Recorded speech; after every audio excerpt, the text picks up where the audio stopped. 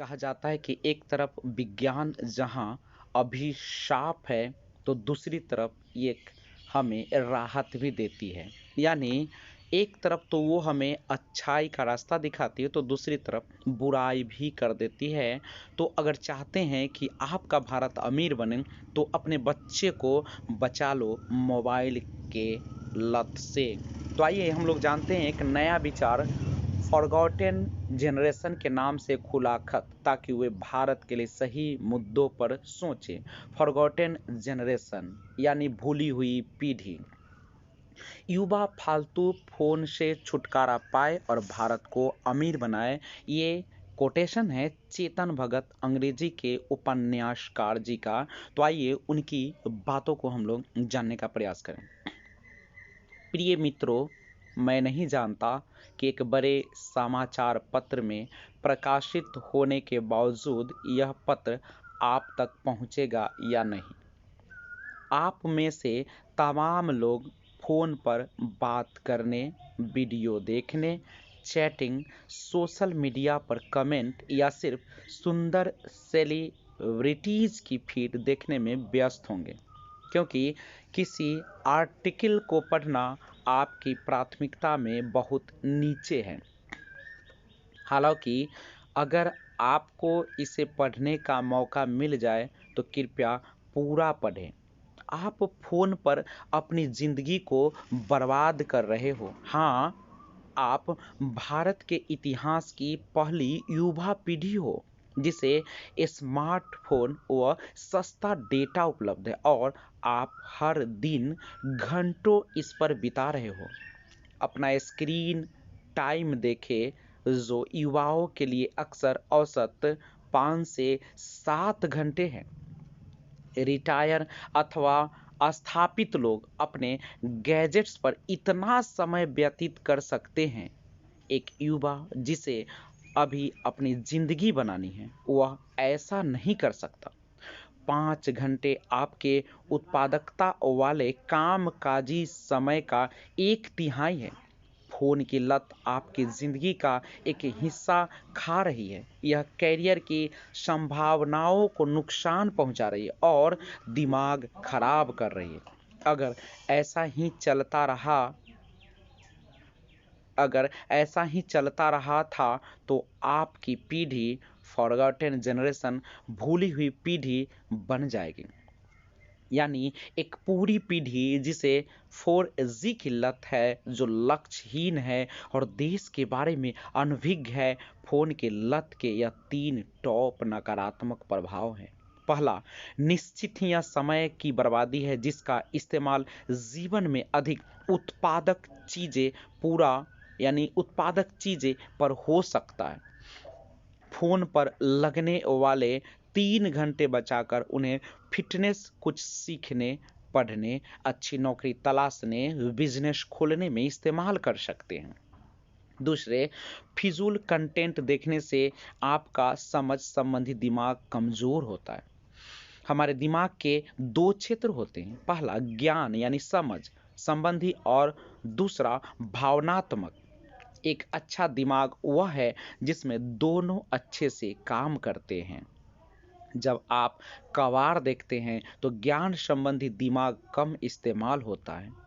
जल्द ही आपकी सोचने व तर्क सहित बहस की क्षमता कम हो जाती है।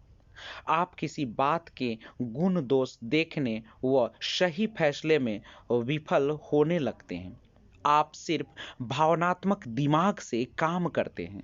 सोशल मीडिया पर अस्थायी गुस्सा, ध्रुवीकरण, किसी सेलिब्रिटी या राजनेता के धूर प्रशंसक या उससे घृणा और किसी टीवी एंकर की लोकप्रियता, ये सभी उस पीढ़ी की ओर इशारा करते हैं जिसका नियंत्रण भावनात्मक दिमाग के हाथ में है। इसलिए वे जिंदगी में अच्छा नहीं कर पाते। इससे बचने का एक ही तरीका है कि अपने दिमाग को शून्य न होने दें और उसे उत्पादक कामों में लगाए रखें।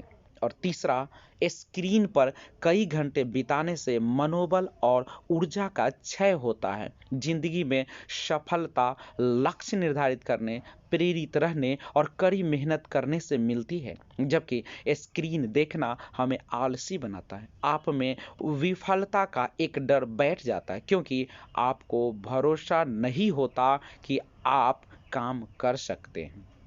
इसलिए आप कारण तलाशने लगते हैं कि जिंदगी में सफलता क्यों नहीं मिली। आप एक दुश्मन तलाशने लगते हैं।